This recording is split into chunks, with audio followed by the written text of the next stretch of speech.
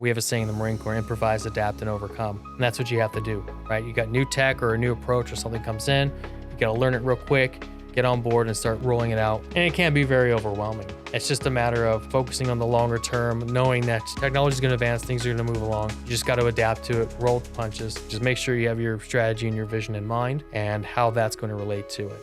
Welcome to the Sales Sage Podcast. I'm Brooks Canavesi, your host, and if you're tired of playing by the old rules, you're in the right place. We're here to give you an unfair advantage where AI becomes your secret weapon to outsmart, outmaneuver, and outperform the competition. No gimmicks, just real strategies that top performers are using to stay ahead. Ready to tip the scales in your favor? Let's get into it. I'm your host, Brooks Canavesi. Really excited and thrilled to have Sean Grant, the Director of Data Products at SAE International.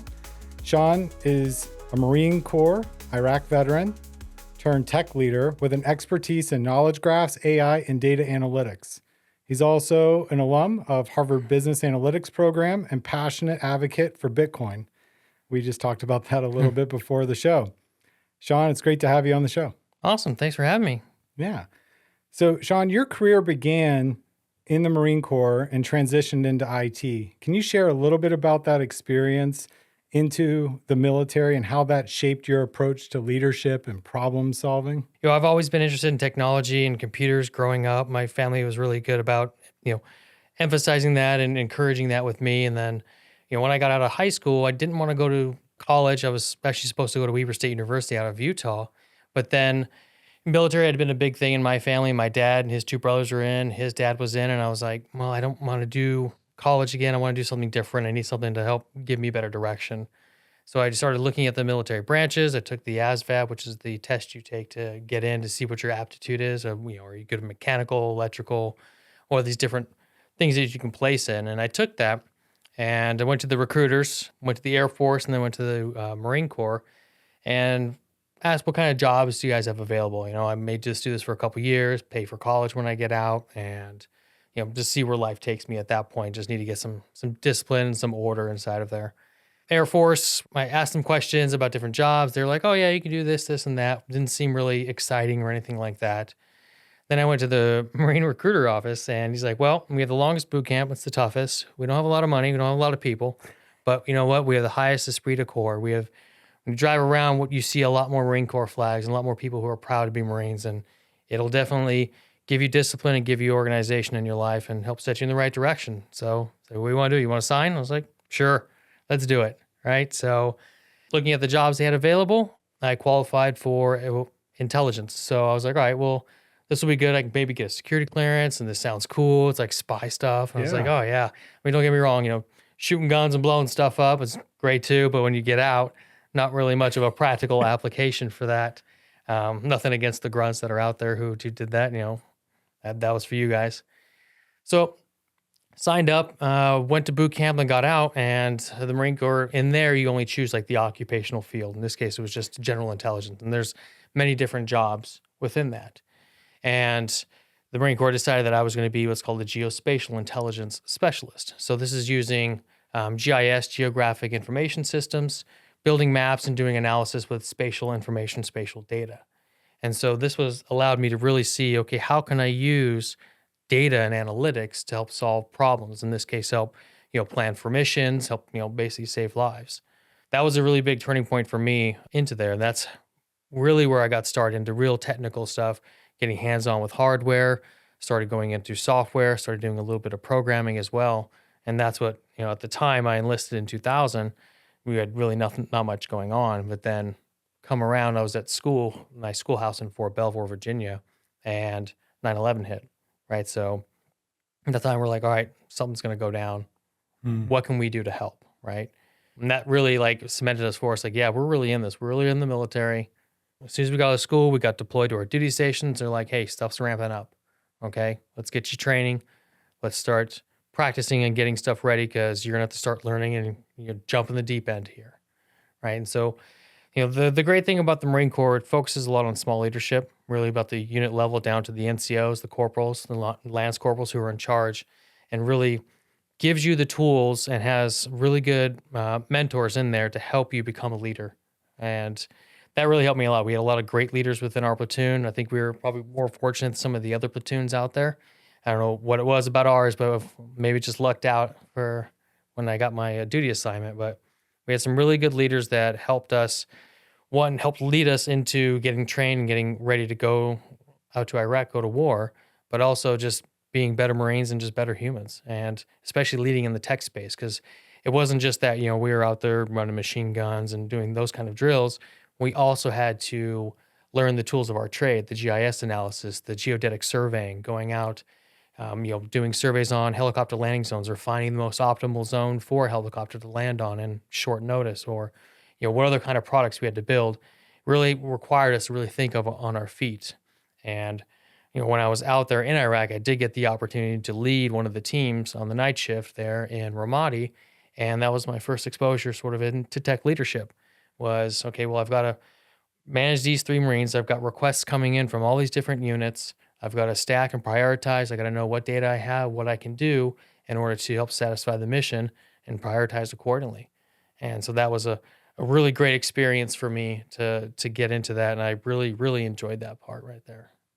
Just as you moved into your early career, what sparked your interest in AI and data-driven solutions outside of that initial experience in the military? I did my 2 tours in the Middle East and decided to get out. And I got a job working for Esri, which is the company that made the GIS software there in Redlands, California. And I started sort of at the bottom, became the DBA, the database administrator, and just started working my way up. I was really loved doing the technical stuff. Learning how to set up Oracle database, SQL Server database, Postgres, learning SQL, started teaching myself Python and started doing analysis with that and some of our products and building the software.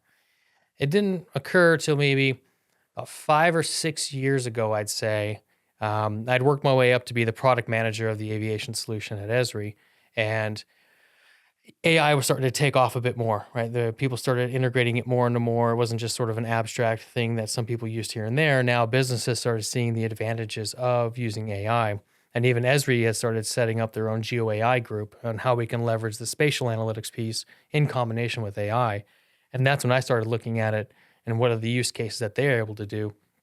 And it just kind of blew my mind with some of the stuff. Initially, it was just sort of computer vision use cases. So on the aviation side, we wanted to provide our customers the ability to help understand their assets better. Like they're on the aviation realm, like you have runways, you have taxiways, you have the tarmac where all the planes are. They're in constant need of maintenance, right? But being able to identify deformations, for example. Like normally they'd have to close a runway down. We'd have to go out there and visually inspect all these. What if there's a way that you can do this with AI? It was one of the first things when I talked with one of my mentors, Omar Maher, who started the Geo AI group, was that he told me that if you can see something and recognize it within a couple seconds, you can probably train an AI to do it. It's like, okay, well, let's see. I can look at this and see like there's deformations here. There's maybe some cracks on the pavement. Why don't I try to do it myself and see if I can do it? So I taught myself how to get a whole bunch of high resolution imagery, download that, clip it out, identify, just literally drag squares around it and tag every single one that I thought was either a crack or a repair. Yeah. All these different things, and just manually go through that process myself and figure out how do you do this from the back end side. And once I was able to get that model, I trained it, and then I ran it on my test image on a different airport, and it started coming up with, here's what I think it was. And it was like whoa, it was able to do that. That was amazing. That was really cool. And so from there, that's how I actually got into the business analytics program at Harvard, was really like, okay, I can do this from the technical side. How can I understand the business side of this as well? How can I leverage this for business, right?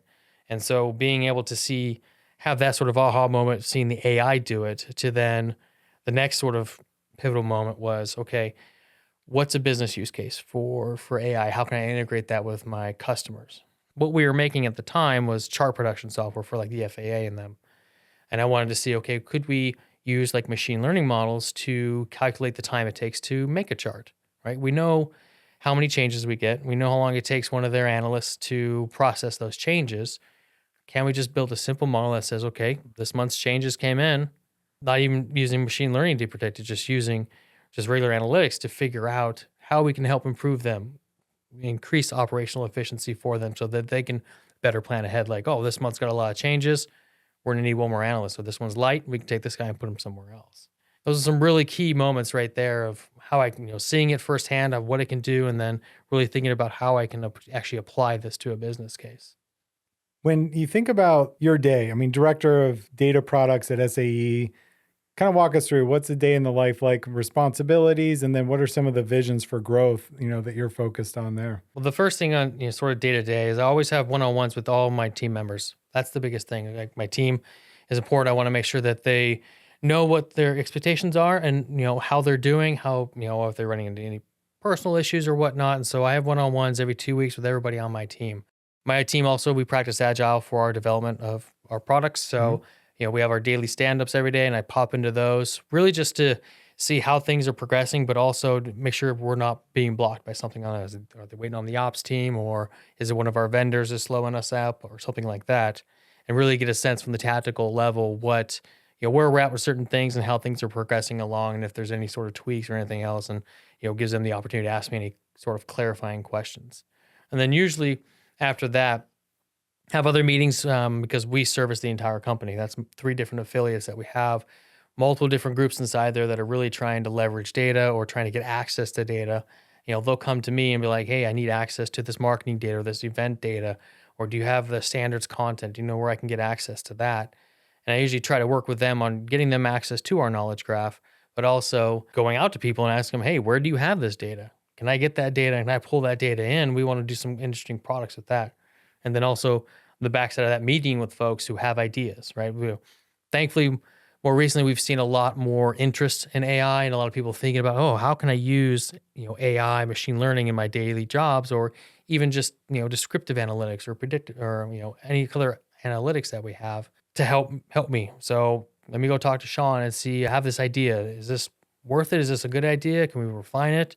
And then we start building that out and seeing, okay, what from a product perspective do we need to start building that out and start prioritizing that. So it's a lot of different conversations with a bunch of folks around the company.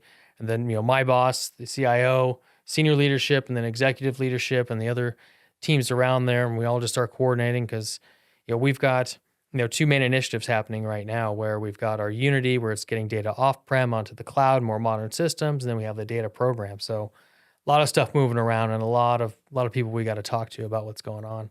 You mentioned knowledge graph. Can you talk a little bit about what has been the evolution at SAE from a data perspective? When did you land at the graph? Why did you land at the graph? And what does it mean for those in the audience that aren't familiar with what a knowledge graph is? I think this would be a really good opportunity for the listeners to understand, how do you make that decision? When did this come up for you at SAE? Where did you start from? And why was it the best solution? SAE started off, like I said, they had this Unity project where they want to get all this data that's been siloed and move all this old stuff onto the cloud.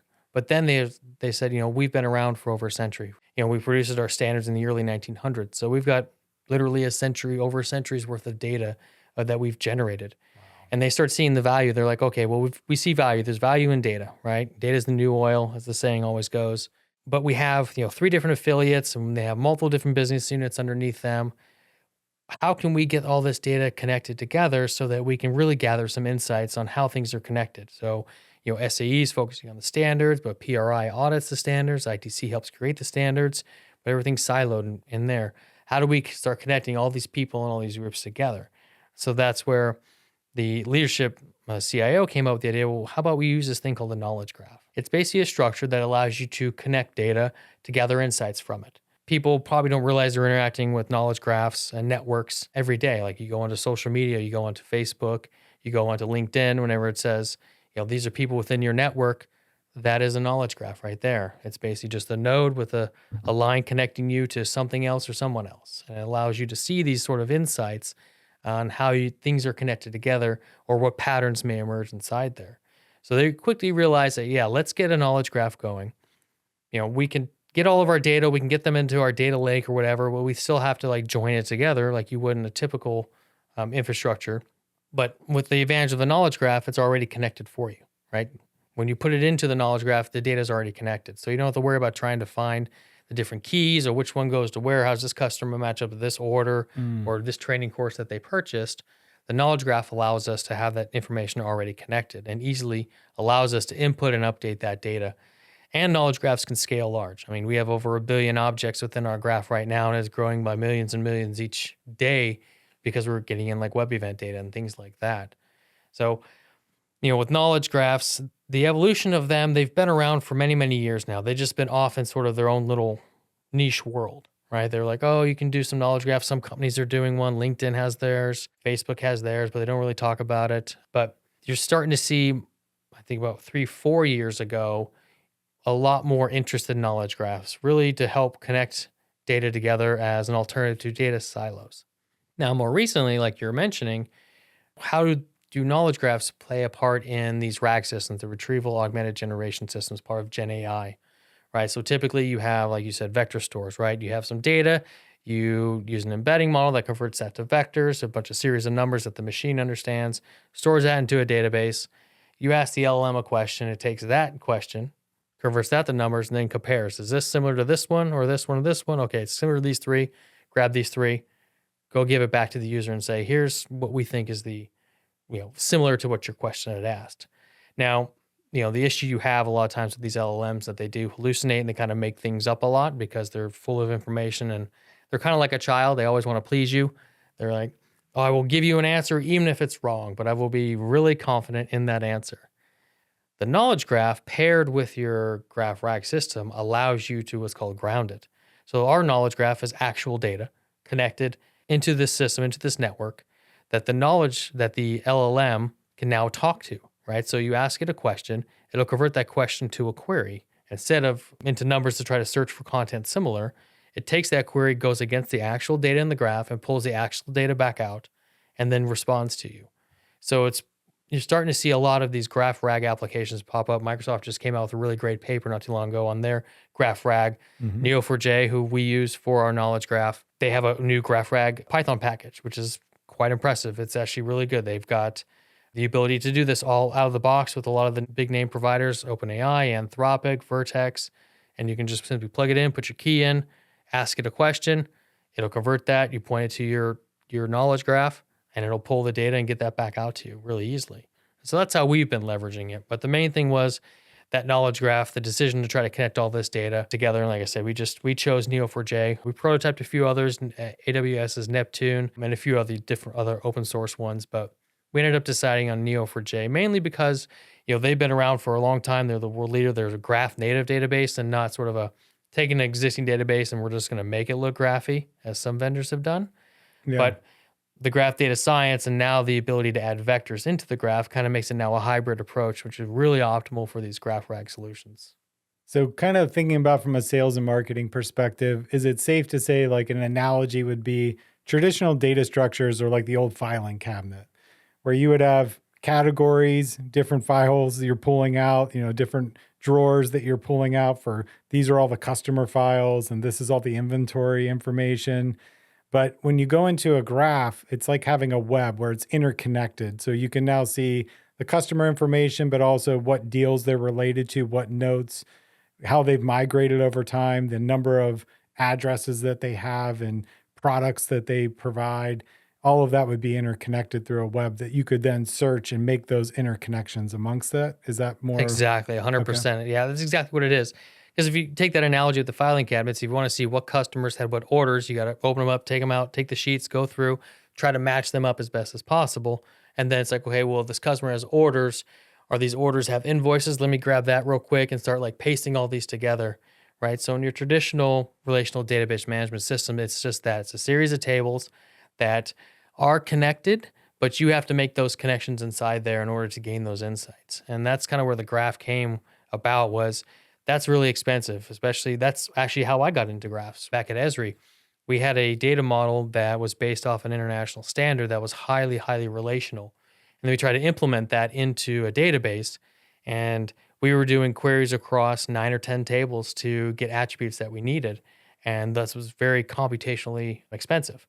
And so talking with my developers, I was like, there's got to be a faster way to get this data. It's all related. Shouldn't we have this already like pre-cached or something? And they came out, he told me about an idea. It's like, well, there's this concept of graph database I had learned about. Take a look at it. So I was like, okay. Put our database into the graph in a little proof of concept.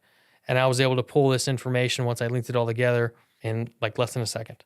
Whereas before it was taking minutes to get this information back. And I was like, see, this is another one of those key moments of understanding for graphs, what the power of it is. Yeah. And yeah, definitely from sales and marketing perspective, we're using that now where we're doing a full customer 360 where we can implement, we have a 15-line query, even less than that, and we can give it a person's an email address and it just crawls the graph, grabs the information, pulls it all back. So tell me everything about Brooks. What has he done? Well, he's been to this committee, he's authored these papers, he bought these training courses, he's part of this company over here. He's been to these events that we had, and he was a presenter at this one, and all this stuff can come back, and it's everything about that person. So you can get a full understanding of that customer and who they are, or even a company as well. Because like you said, it's a web of connected information, and you're able to gather a lot more better insights from that. So using that example, event data isn't stored in the same system sometimes as who purchased this training, this product, and that's not in the same system as this other piece of data about the customer. And the graph's able to bring all of that together. And I think that's really important for the listeners to understand is many sales marketing organizations, regardless of your industry, have a lot of systems of record. Yep. Right? And data is dispersed across everything from their intranet to these systems of record. But with the graph strategy, you're able to actually link those together to get that comprehensive view. Is that how it works at SAE? Yeah, exactly. So we're bringing in data from, Salesforce into the graph. That's the customers that we have. We have data from Cvent, which is our event management application. That's coming into the graph. We're connecting those up together. We have data from Docebo, which is our training one, once again. So now you can start seeing how we can start connecting all this together. We have legacy data and Oracle that we're pulling in. Financial data is coming from NetSuite. And, for us, we have NetSuite in 2 affiliates. So we have 2 different NetSuite instances we have to pull into to get the financial information with Adaptive. And the graph lets us connect that all together. So I can say, what are, Acme Forge company that's in here, what are they doing with their employees? Or I can go and see an individual person, what they purchase. And the graph just lets me navigate through and get all these different touch points. And it makes it a lot easier to get this connected information. And the advantage is that it sits on top of all of our data. So we have the knowledge graph. You can still access all those other data in those native systems. We also pull it together within our data platform, Databricks. And so we have all the tables inside of there as well. So we can still generate reports, sort of a typical table, RDBMS kind of situation, a data warehouse, data lake. But yeah, the graph just sits on top and we feed it all this connected information, and it's able to access all these different systems of a record. And it's actually helped us uncover a lot of like duplicates and stuff we've had across systems. And it's actually led to another initiative where we were trying to dedupe all the company records inside of there. Like initially we had, if you went to look at Boeing, 168 Boeing customers. Well, there's one Boeing company. Why do I have 168 Boeings in here, right? So then you can start using third-party data like, say, Dun & Bradstreet. Their business is data, and these companies, they have all this information about these companies who's a subsidiary, affiliate, global parent. That's got fed into the source, into Salesforce, so that floats downstream. Now you start seeing, clean data starting to flow through and get reconnected back up into the graph. So it's really cool. It's really cool to see all this stuff connected back together. When you think about AI at SAE, you've already done some prototyping, you've already started working. So you have a good data governance strategy that you're working from in data science and the practice and the knowledge graphs that you've built for other applications. As it relates to AI now, how does that accelerate what you can do, and what have you tried thus far? The first thing is that when we set out to build this, the data strategy I'm focusing on are the 3 main points. It's people, infrastructure, and value. So with people, we have to, one, build up a data team. That was the big thing for us. Like, all right, we got this data initiative. I came on board in January of 23, and we had the VP of engineering. We had 1 software engineer turned into a data engineer, and we had 1 part-time contractor and 3 other contractors helping us out, right? And they're like, hey, let's build a knowledge graph. Okay, well, we have some AWS instances. We're blowing away the graph every day. We're not updating it, and we're loading some data in. We got this proof of concept. It's like, okay, well, to build this program out, we need to build a proper data team, right? In order for organizations who want to use data-driven analytics, you have to have the right people in the right place. And for us, that was building out, getting data engineers, getting data scientists, data analysts, and machine learning engineers, and building that out. So within the first 8 months I was there, thankfully we had, part of this digital transformation from the CEO was we had the go-ahead build the team you need. Let's get it. Let's run it fast. Thankfully, we were treated more like a startup within this century-old company. Skunk Works. Yeah, like a little Skunk Works thing. And we were given the autonomy, which was fantastic. And so within 8 months, we hired 14 people. It was very, very fast. So like I said, I just did 2 interviews with people.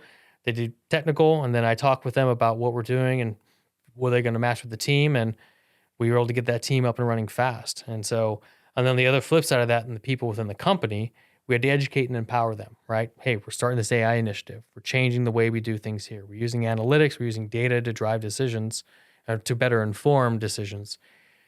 You need to start learning how to query the knowledge graph. Start learning things like Power BI. We're standardized. Hey, if you're building any sort of analytics or visualization, business intelligence, we had people using Tableau, Looker. Everyone uses Power BI.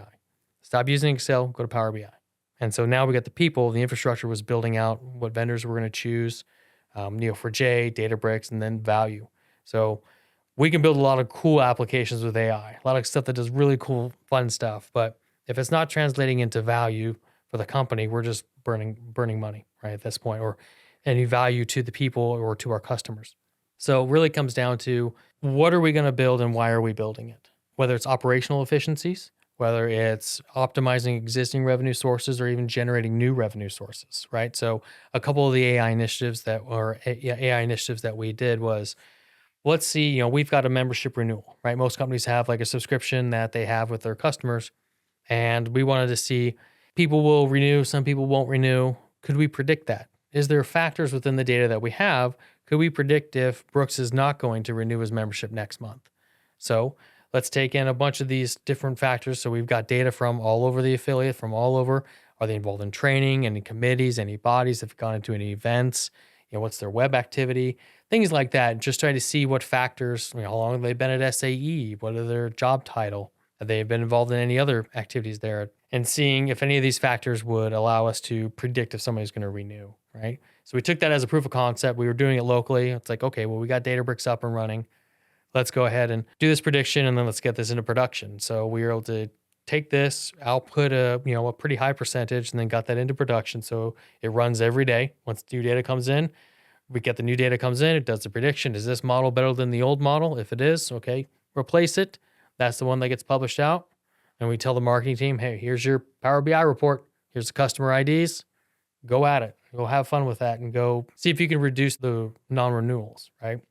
Now, tying it to value, we can have 99% accuracy, but it really comes down to what are the business metrics, right? So if the membership team's target for their metric is going to be, we want 5% decrease in non-renewals or whatnot for this quarter. That's our goal right here. That'll translate to, say $200,000 for argument's sake in revenue that we can recapture, right? So we need to find a model that's going to meet up with their business metric. And that's really what it's been coming to for some of these.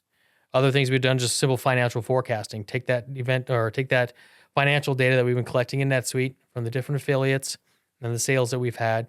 Can we just do some time series prediction? Take old historical data, see if we can predict out with 95% confidence intervals where we're going to be next month, right? To get some little bit more accurate predictions, and then break it out by business unit, by group, that kind of thing. So a lot of these that we're able to put into Databricks, publish out to a Power BI report, send it to the business unit. They just open up, refresh. Oh, what's this business unit? All right, they look good this month. Let's move on to the next one. Now we have more accurate ones. And then a bunch of the LLM work that we've also been doing as well. That's been interesting stuff too.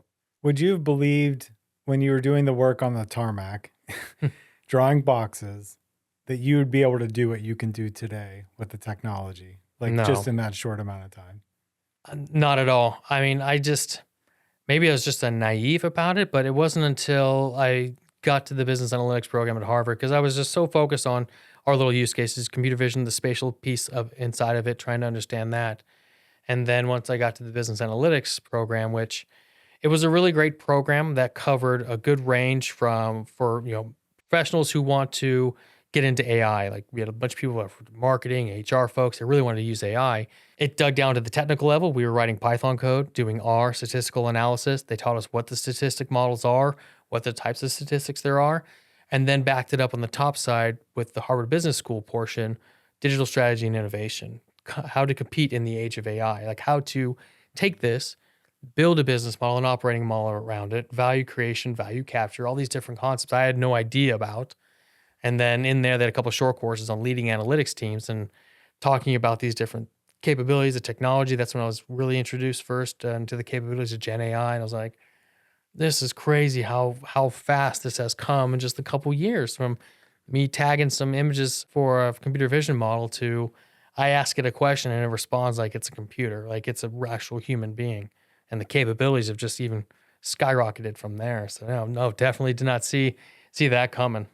Looking ahead, what do you see as some of the most transformative AI advancements in mobility engineering coming up? Like around vehicles, you work a lot, obviously, in standards around this space. Just speculatively looking out, what do you see as some of the most transformative AI advancements? I think you'll see a lot with the simulation, but like on our side, being able to get to information faster and easier is going to truly speed up innovation. Like we're doing a lot of work, obviously, our bread and butter SAE is Society of Automobile Engineers. We started off with building standards for internal combustion engines when those first came out in the early 1900s. If you have your oil, you look at it as SAE 10W30, right? That's us, right? And we've had to adapt to the times. You see internal combustion engines are going, well, they're still here, but now you see hybrids coming out. Right now you see fully electronic vehicles, alternative fuel vehicles, alternative fuel airplanes as well. And so, one of the things is we have a lot of innovation happening in these spaces, and the standards are tying that all together, and that helps to increase adoption, right? So we helped come up with a standard, the J1772 standard for electronic charging, right? So Tesla had their own standard, but then all the other automobiles manufacturers were like, hey, we want to get on this electric car thing, but we don't want to make our own so that only you could go to Nissan chargers if you had a Nissan, and I can only go to Toyota ones if I had a Toyota. We worked with the industry to create that standard for the charging. And then now recently we worked with Tesla. Now we're coming out with a new North American charging standard that everybody will use, right? And so you'll see standardization in electronic batteries, right? A lot of innovations happening in the battery space because they want to get rid of range anxiety. So for us, really transformative are things like building Gen AI chatbots that can work directly with engineers to have conversations with them, to help them answer questions, get the information they need in this obscure standard or that standard, or even, from events and things like that. So they can help form and get better ideas on how to innovate and work faster. And then obviously work with the industry and the consortia on that one as well. A lot of our listeners are starting their AI journey. Their corporation, their organization, whether they're the CEO and executive, or they're just working in a specific line of business within an organization like sales or marketing, they're starting their AI journey. What could you give as advice to someone just getting started? Maybe they don't have a knowledge graph, they don't have data scientists on staff. What are some of the key things to making their AI use cases successful? That's the big thing, is the use cases. How do you want to use, or what problems, going back, identifying what problems you're having in your company or ways that you think AI can improve it, right? There's a lot of great information out there how AI is solving problems, from things like membership subscription.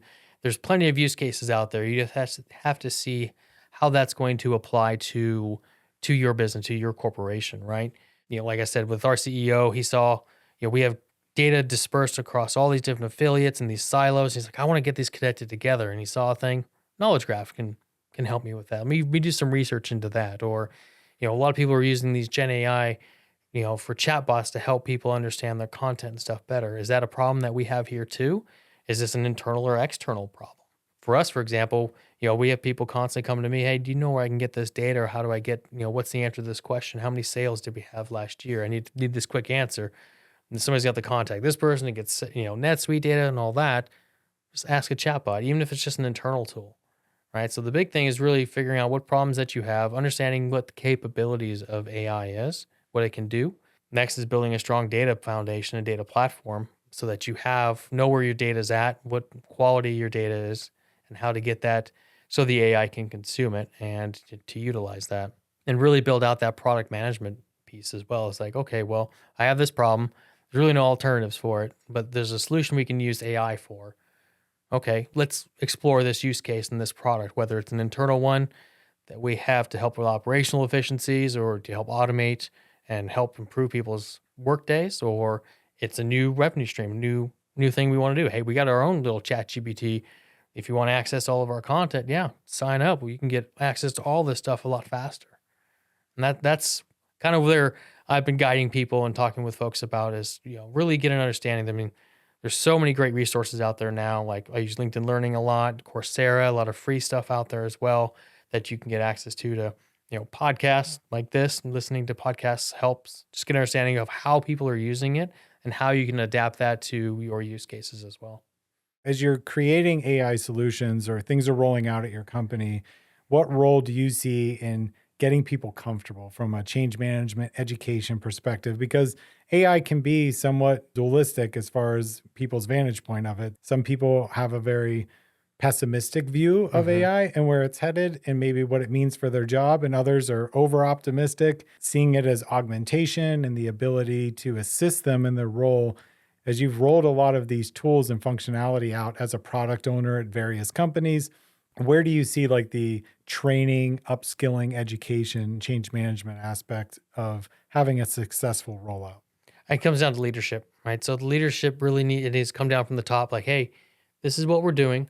We're moving everybody forward. Like with our case, with the digital transformation, we've got Unity and we've got the data program. They're coming in. We're building AI tools.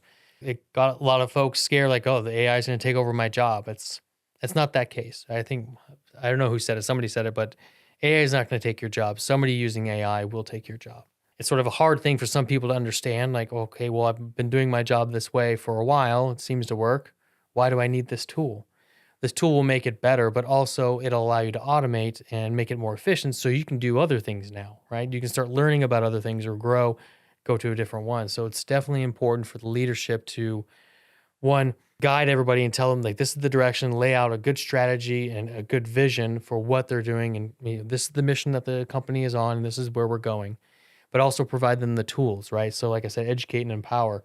For my team, for example, we were onboarding a lot of folks really fast, and when we made the decision to go with Databricks for our data and analytics vendor, one of the first things I told my boss is like, okay, well, Databricks has their own little academy, a little thing where you can go through these learning paths, get your badge and put it on LinkedIn or get your certification.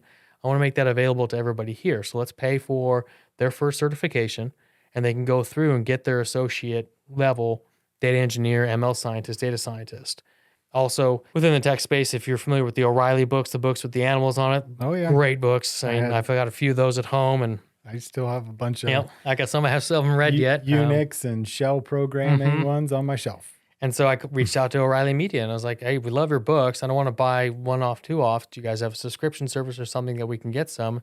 And I didn't realize what they had. The O'Reilly Media was fantastic. We did a little trial run for 10 users on the team, and we had full access to all of that as well. So I let the team members like, hey, here's the book on a data catalog, right? So go ahead and read that. There's podcasts, there's videos. Like I was watching podcasts that they have on there and videos, and they have events that you can sign up for as well. We've got free LinkedIn Learning for every employee in the company. So the education and the tools are there, and everything's right there. And plus, like I said, with leadership's ability, come in and tell them like, this is what you're doing. Here's the tools. Let's go forward, right? This is what we're building. It's not to take your job. It's to improve your job and help improve, and set you up for there. So it really comes down to making sure you've educated and empowered your team to go forward with it. How does that relate to your military background? When something's coming down as new technology, a new process or procedure in the military, how is that approached from a military aspect? And then how has that influenced your leadership style and how you see things working? I mean, it was very applicable because with being in the intel, we got new software. I mean, things move slow in the military, but within our tech space, we were getting new things probably more often than others, especially with the way tech moves, right? We have a saying in the Marine Corps, improvise, adapt, and overcome.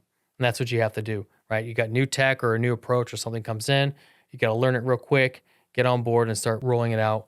And then, we had people going to advanced training courses back at the schoolhouse. And as soon as they go, they'd come back and distribute that knowledge back to everybody else. So we made sure that if somebody learned something new, like when I was running the survey teams, I wanted to make sure that everybody knew like the output of what the work they did. Because previously you go out, you could do your land surveys, you get that data, it's geospatial, process it, you just go throw it over to the other side of the house, they make the maps.